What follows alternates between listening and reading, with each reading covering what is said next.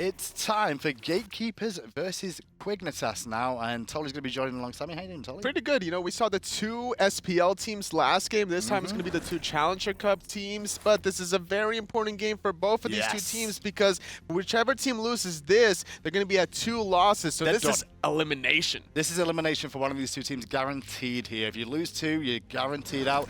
But it does give hope to the other team that wins this one to still get a chance at a 3-way tie, or even just taking it all for themselves. Potentially. We still have 3 more games to go for today, North American relegations for the SPL in the summer split, so I'm excited for this Challenger Cup game. Well, let's see which Challenger Cup team is really going to put on a show here and try and get them through the relegations.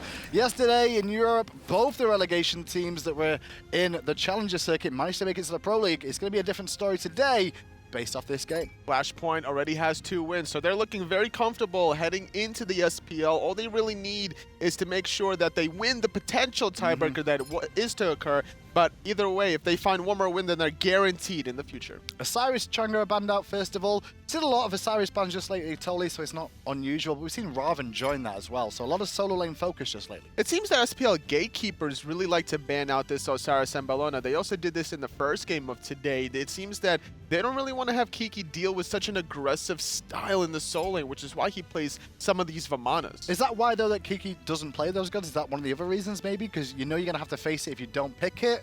That's potentially so true, you're banning instead. If you pick Bellona, the enemy's going to pick Osiris or vice versa, and that's something that Kiki might not necessarily want to do. He likes to play some unconventional styles. He's been very innovative in his history of Smite when he ever first started playing in that solo lane with Snipe. Well, those Gatekeepers did fantastic when they actually managed to make it through to the Gauntlet just recently, but right now they've got to get them into the Pro League. They're up against it here, though, against Quignitas, who've gone with a Fafnir pick early on. Not a real surprise with Terra being banned out, and not a real surprise to see Ravana picked up when the likes of Bellona and Osiris are off the table. Especially with a Fafnir pickup, you leave Cernunnos behind, but you have a really great utility support to increase the attack speed of your teammates, also providing a lot of damage. So the pure damage output burst potential from Quignitas is already in effect. Well, over to Gatekeepers now. They've got a nice, long, hard think about what they want to draft. Susano for the jungle.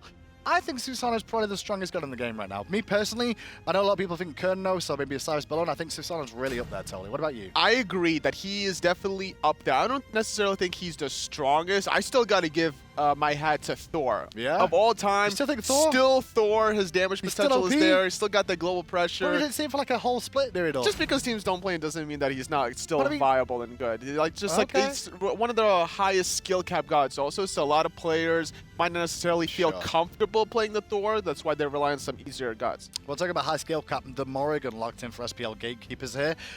Could see Kiki run that in the solo lane. It wouldn't surprise me too much here to see him do that. But the Morrigan, definitely high skill cap because you need to know every single god, who you can transform into, what situation to use those transformations, and how to use your stealth effectively. You have to be aware at every single time if you're playing the Morrigan because there's so many different possibilities. You're choosing 9 different gods at any different situation, whether you're getting ganked in the solo lane, whether you're the one that's about to gank, whether you're making a rotation mid, or whether it's a Gold Fury fight. So the options are almost limitless for this Morrigan. Well, but it's the same for Quignitas with that Ra pickup for themselves, more than likely in the mid lane, which we used to see. And although, you know, with Ravana in the jungle, you could put Ra solo now, because Morrigan's probably solo. You can play games, but it's probably not going to happen. Rama banned out, though, by SPL Gatekeepers. They have Cernunnos, which surprises me because it means they're happy enough to go against the Hou-Yi in this matchup. Well, Hou-Yi also provides a lot of space control in these teamfights. You throw down the Suns to try to battle against the Wild Hunt out of Cernunnos, so you're going to have fight fire with fire, but laning phase should favor Cernunnos because of the shifting of the season. Having that lifesteal, you don't have to build into Devil Gloves or into Aussie. You're relying on more of this damage itemization choices. A little bit more surprised, though, by the Hou-Yi allowed through, just because the Mark of the Crow sees through stealth, which kind of hits Morrigan a little bit in the grand scheme of things.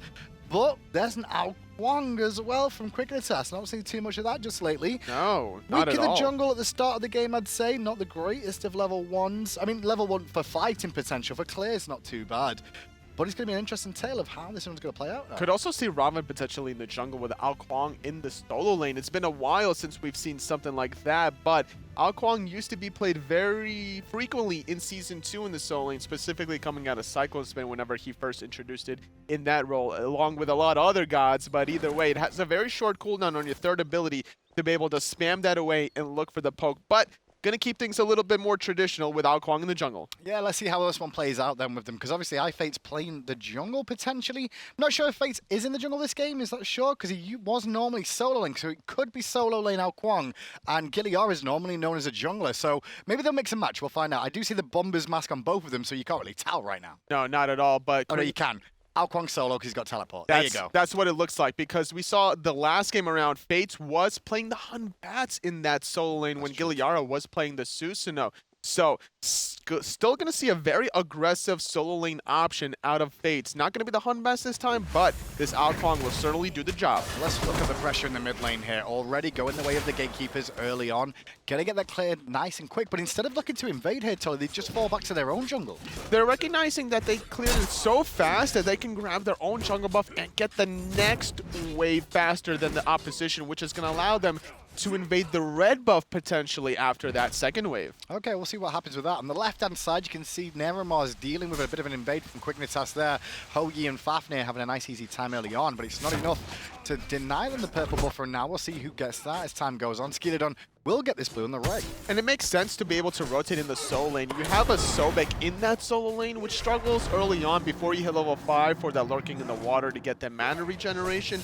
Relying on the mana chalice is KikiSoCheeky, but with Skeeledon making the rotation instead of going back to mid and looking for that red buff invade, that's going to help the Sobek in the solo lane quite heavily. Well, Fearno's quite a bit behind in this lane. He just hit level 2. As you can see, DayToRemeber's already level 3 with how this start began. Frenzy was picked up by NeiruMah on the Amaterasu at the start of this game as well. A different support item that we've not seen too much of. Obviously, the relic coming back into effect as a relic now, not as a ritual.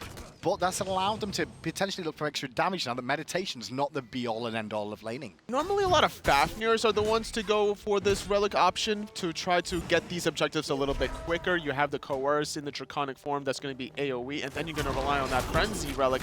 But NeiruMah probably picked this up to try to fight fire with fire. Maybe he thought that there would be a Frenzy on the side of Quignitas, so he got one on his own. Well, it's worked out well for them so far because they've got lane dominance because of it, as well as picking up the red buff. The purple buff should still be available, and the Oracle Harpies are available too for them to look to take and continue extending their golden experience lead as we tune them with mid. Venenu there on that Morrigan. We mentioned how important this is going to be, Tolly, as time goes on. He's got a lot of options of characters to turn into here, but who are we expecting him more than likely to do it? Should he have like a favored side just because, you know, we know Venenu used to play a hunter? Will he look to pick up hunters maybe as the game goes on? It might be probably the Hui for those stuns in the solo lane, those Skeeledon making the rotation, finding the pull, finding the first blood maybe? Should be able to. The final dash from Skeeledon will pick it up. Nice little play there coming out from SPL Gatekeepers. Make sure you shut down the Ao Kuang early. And not only that, you're not necessarily trying to shut down Ao Kuang, you're making sure that the Sobek doesn't fall too far behind on your team, because there's nothing worse than a Guardian that gets too far behind in that solo lane. But that's just the cherry on the top, shutting down an Ao Kuang, and without that teleport, that's going to allow Kiki to still get a lot of control in this matchup that hasn't back yet. Well, left-hand side, NeiruMah just hit level 5, and Fearno's in a bit of trouble over here. Going to get rooted in place by DayToRemeber and immediately dash away back to safety. I like the play that Gatekeepers did there because they forced a jump out of Fearno, so now NeiruMah, if he really wants to, he can dash in aggressively and just straight up ulti Fearno and force the Purification Beat. Yeah, they're actually letting the minions do most of the work on pushing here from Quignitas' side. And every time Fearno steps up, that's when he's going to get chipped away at time and time again. Back to the right-hand side goes Skeeledon, though, looking for Fates for a second time this time round. Fates still in trouble, looking to run, but will he juke it out? He does, you know, and he's going to get away for safety. Fates, get out of there, don't turn around, run! Both ultimates down. Fates, though, in a lot of trouble, caught between a rock and a hard place. The Crocodile and the Japanese Samurai. Skeeledon getting credited with a second kill yet again. Do you know what, Tolly? If he didn't turn around there and look to see where Kiki was, he would have got away. Just because boots 2 versus no boots was the difference. He would have just been out of range of that charge prey, and I think we may have seen Fates live there. Bit unfortunate, but that's what kind of happens. Sometimes at this level, it's just the tiny little details that ends up getting you the win or the loss. And the patience from Fates to not use the Water Illusion right during the gank was so important, because if he used it right away, the Bluestone Pendant would tick during the Water Illusion stealth, and it would proc him away from it, revealing him. But because he waited for so long, his stealth didn't break, and the Typhoon was missed completely from Skeeledon, so therefore Kiki was going the wrong way as well. And the problem with that is it's just allowing Skeeledon on that Susano to get further and further ahead now. Level 7 with 2 kills to his name means he's worth a little bit more. He's 500 gold upon his opposition Giliara in the jungle, and Gilly's trying to fight 2 here as Genocide comes in for a second. But with NeiruMah hanging around 2, he's changed his mind now. The good news is Quignitas defend their own red buff. You were asking me earlier on about Venenu and what god he would go for in some of these engagements. The 3 targets I'm really looking at is ManRay's Raw, Fearno's Hui, and DayToRemeber's Cernunnos. Those ultimates, depending on the situation, are going to be the most beneficial to winning the engagement, whether you're looking for that single target burst on the Searing Pain from ManRay or just a straight up control from either of those 2 hunters. Yeah, thinking about Cernunnos, if you actually turn into Cernunnos, the ultimate obviously doesn't suffer diminishing returns. So you could wild hunt the whole team, turn him into piggies, and then wild hunt the whole team again, turn him into piggies again. Just double the piggy, double the fun. It doesn't really matter what gum you're chewing. Making bacon, that's what happens in that situation. Go Fury pulled immediately. Look with the frenzy buff. Look how quickly this is going down. Quignitas have no clue. They're caught with the pants down. There's more gold in the coffers of the Gatekeepers. That was about 5 or 6 seconds from Gatekeepers. Not even 6 minutes into the game, extending their lead quite heavily to about 2,500 gold. But the experience tells a different story. 3,500, even higher than their gold counter, and most of it is due to this pressure from Skeeledon onto that solo lane. And we always talk totally about gold versus experience and when it's valuable. Experience is always the key early game, right? You always want that extra experience early on. Get some base levels under your belt. Get yourself a little bit tankier for free. And then you can start looking at the gold lead after that.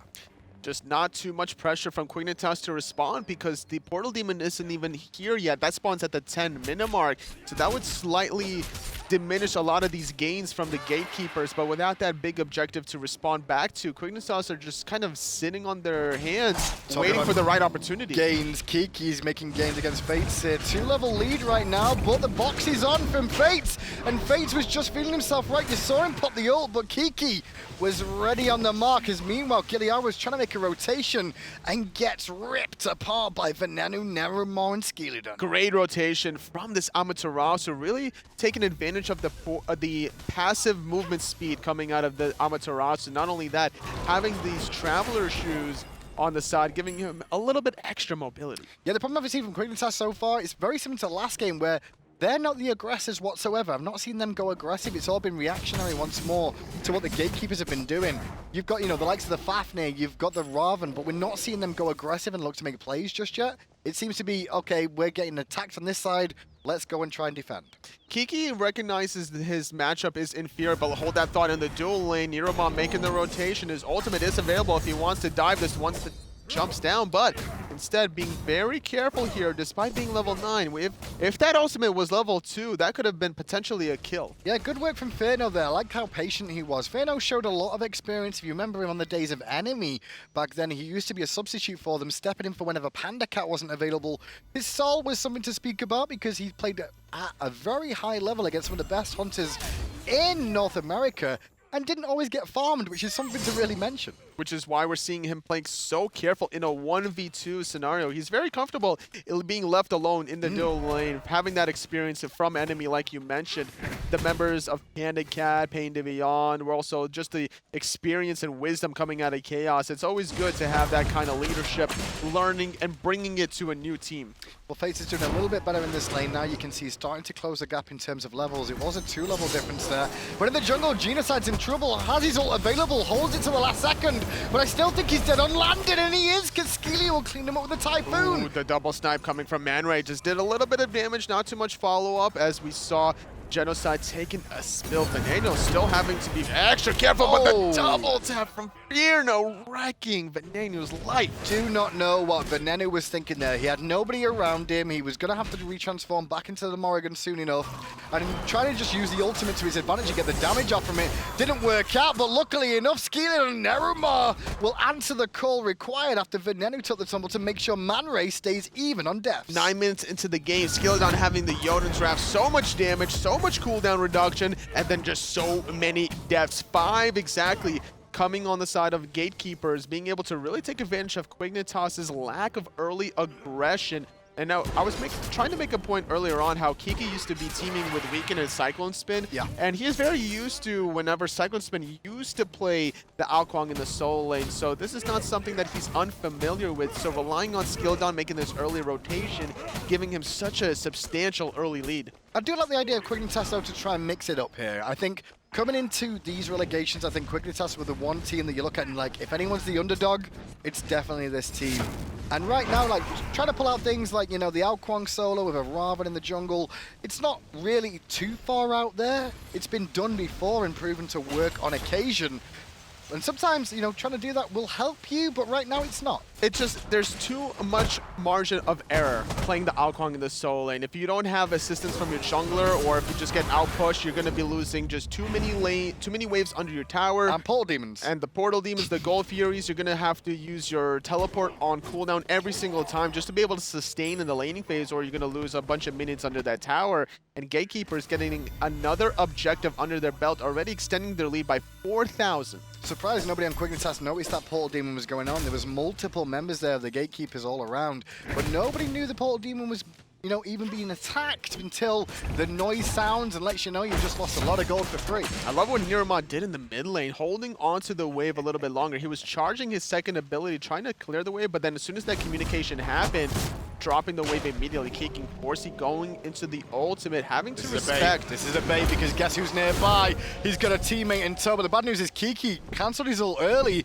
We're still in execute range there, and the Fates will go, well, thanks very much. You taunt me and laugh at me under the tower. Well, you paid with your life. Sometimes if you bait a little bit too long, you are the one that ends up getting baited. baitee. Yeah, so unfortunately Kiki taking the worst end of that one. Sunder's second relic, though, for the Sobek. Not a very common occurrence. It feels to me that Kiki's feeling very confident going for this relic. It's more so the fact that he can actually get a lot of self for his team, in my opinion, because Sunder increases the damage of your whole team. Faces in trouble, no ult this time for him. Skeely's having a whale of a time on Susano right now. What's that, 5 kills so far? He's been a part of 100% kill participation. 5 kills and 1 assist on this jungle Susano. And even though, you know, he got the assist, I'm pretty sure it's because Venenu got the kill as he was playing Susano. So technically that was Venenu's kill. So Susano, sorry, it was technically Skeeledon's kill. Susano, though, has 100% kill That's participation. Correct. He's killed every single person so far. OP. DayToRemeber against Fearno. Still looking to try to get some trades. Fearno not able to really sustain with his Cernunnos. That spring form getting a lot of lifesteal. Having to dash or jump away back under the tier 1. In the jungle, better pressure on Giliara once again. Plugged by Kiki and the burst damage is there. The Aegis comes out, but he's still going to get stunned in place. Forced to walk back to the tower. He'll live for now, even though the archers were giving chase. But the Gatekeepers, they don't care about getting the kill. They want the gold, and there's nothing Genocide can do about it. Nothing at all. Getting pulled back into the action, trying to jump away, but the rest of Gatekeeper says, no, you don't come back here. But Fates looking to try to get another kill in return, having to go under that tier 1 tower.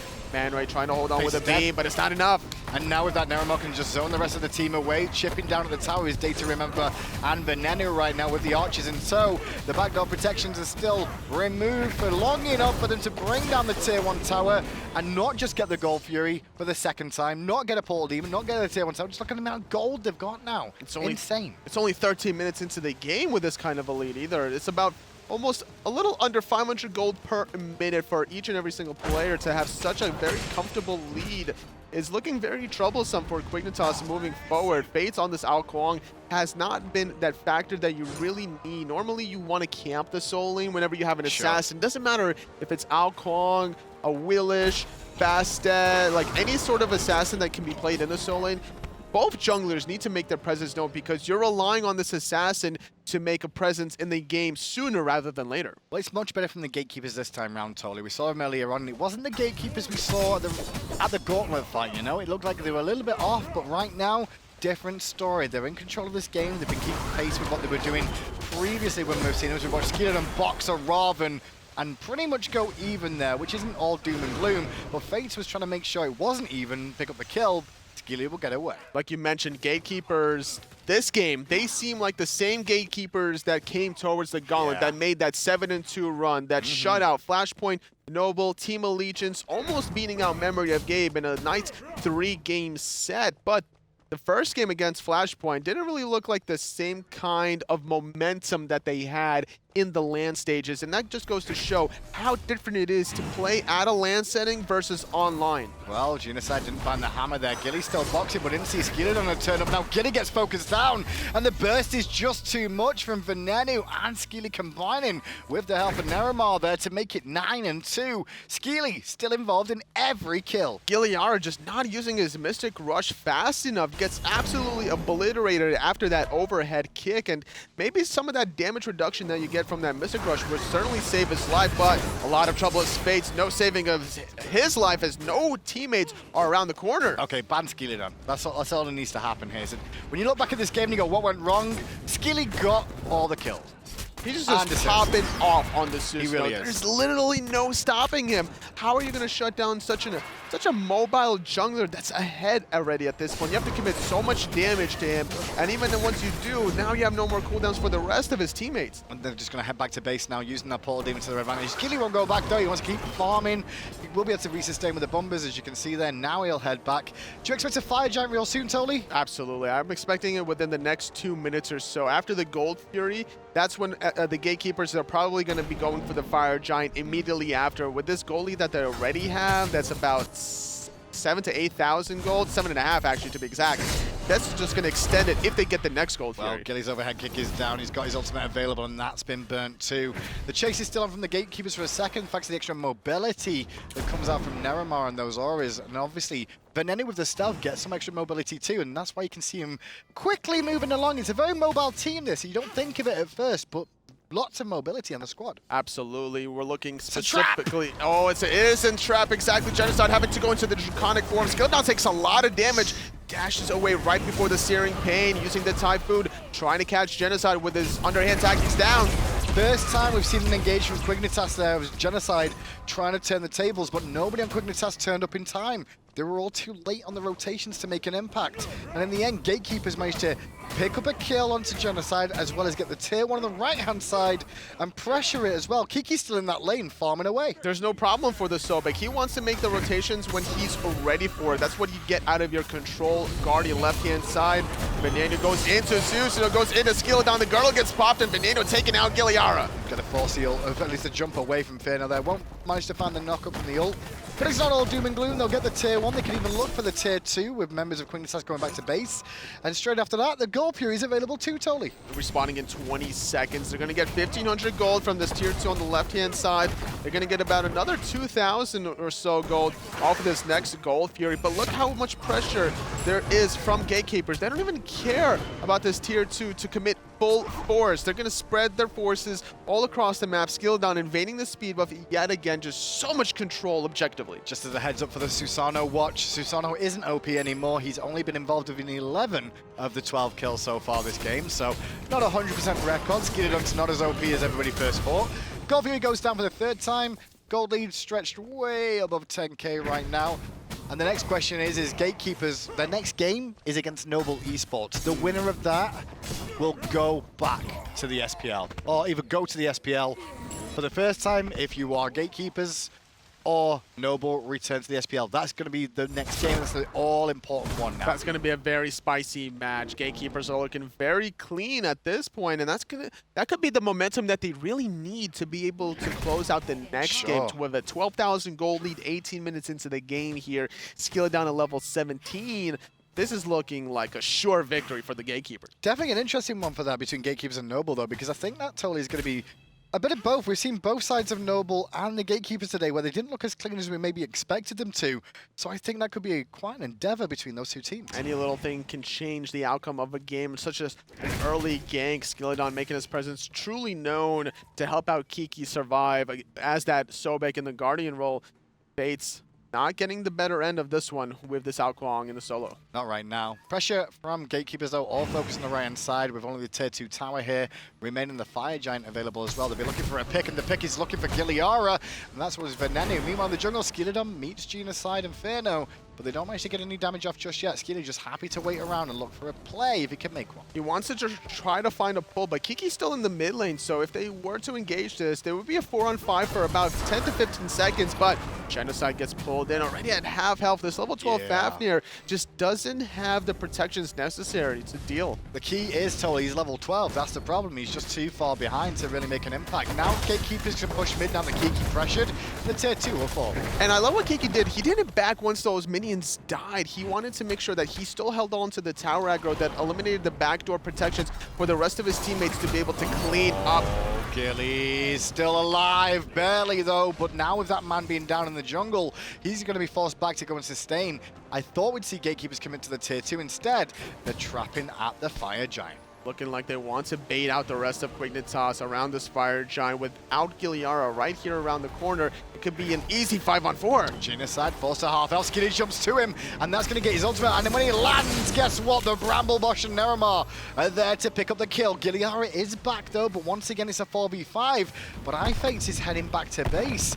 Bad news is I don't think Gatekeepers recognize that, otherwise they would have committed by now. Well, they're going to commit now because ManRay's ultimate's down. That Searing Pain trying to deflect everybody from Gatekeepers to killing Genocide was just not enough. Fates using that Water Illusion to get away. Turns around for a little bit longer, but with Fire Giant on all Gatekeepers, this would be sure suicide if they would take a fight here. And now they're just going to return to base now. Gatekeepers can just walk through that portal, look to take down the Phoenixes, and the final tier 2 tower on the right-hand side.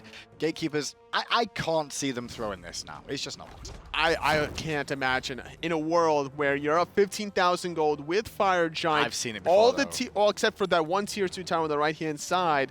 That's going to extend their goalie to 16,500 gold once that goes down. I think I'm looking at Fearno here. Fearno's the one that I think could be the one that turns the tables. If he gets a fantastic Hoyi Ricochet, kills 2, we could potentially see a comeback potential out of Quignitas. And I think that's why they're trying to bait on the middle lane here for Kiki. But the bad news is they're losing towers on the right for free, and Kiki's surrounded. It's a trap. Kiki run. The burst damage they all invested to Kiki. But the bad news is Skeeledon was there again, and Kiki's turning it around. Kiki's still alive as looking to pick him up. Genocide, though, will fall to Skeeledon as Venenu gets one as well. And Quignitas' trap was turned on its head as Gilly falls as well. Venenu showing he can play a bit of Susano as well. That's 3 deaths, and that's going to be 4. ManRay taking a spill. Titan does get pulled. This is going to be game into man. First win of the day for the Gatekeepers. But an important one for the Gatekeepers too, because they needed that to put themselves still in contention of going through the relegations. Bad news is, Quignitas, they are out of the running now for their chance to get to the Pro League. They get defeated earlier on today and then just against Gatekeepers. So it's Flashpoint and Noble. Flashpoint clearly the top right now, which means that Noble versus Gatekeepers is the real one to watch. Flashpoint basically qualify based off the fact, I believe, that how the situation is right now. Yes, there could be still a potential 3-way tie for a 2-1 split, depending on the last game of the day here. Flashpoint does have to play one more game if they lose that one. Flashpoint beat both Noble and Gatekeepers. Yes, they did. Okay, in that case, it doesn't matter because they should be guaranteed. But there could be a 2-way tie for that second place spot. Yeah, but a 2-way tie, we'll find out if that's going to happen. Though, in that set, big plays coming out from Skeeledon, obviously, throughout the whole set, as well as Venenu in the mid lane on the Morrigan. Go back through that set. What was the real talking point? Was it just Skeely's early pressure solo? Well, it was also about how he was able to make these rotations. The fact that he didn't invade speed buff to go immediately to the soul lane gave the blue buff towards the Sobek. He hits level 5 before the Kuang, and despite not necessarily finding the kill off of the ultimates, the slight misplay from Fates turning around allowed himself to get plugged into the first blood, and then the continuous pressure from Skeeledon, not only in the soul lane, but in every area of the map. I mean, we saw his kill participation during the first 11 kills of the game. It was 100%. And then the one kill they didn't have, he was still making an impact elsewhere too, but not scared to really run around with Susano, use that mobility and the amount of damage with the Bluestone early on to his advantage. Absolutely. He just made all of Quignitas' life just such a nuisance to deal with, and this is what you want to do as a Susano in the jungler. Utilize your mobility, utilize your passive, get in there like swimwear. Okay, so quick question. Gatekeepers on Noble? I got to give it to the Gatekeepers, honestly. If they had the same kind of momentum that they had in the Gauntlet Land, and if they played the way they did here in this game, I got to give it to the Gatekeepers. I think I'm going Gatekeepers too, just based off the past experience. But we'll see what Noble can do. We'll be back after the break with that game to find out who will be going to the Pro League.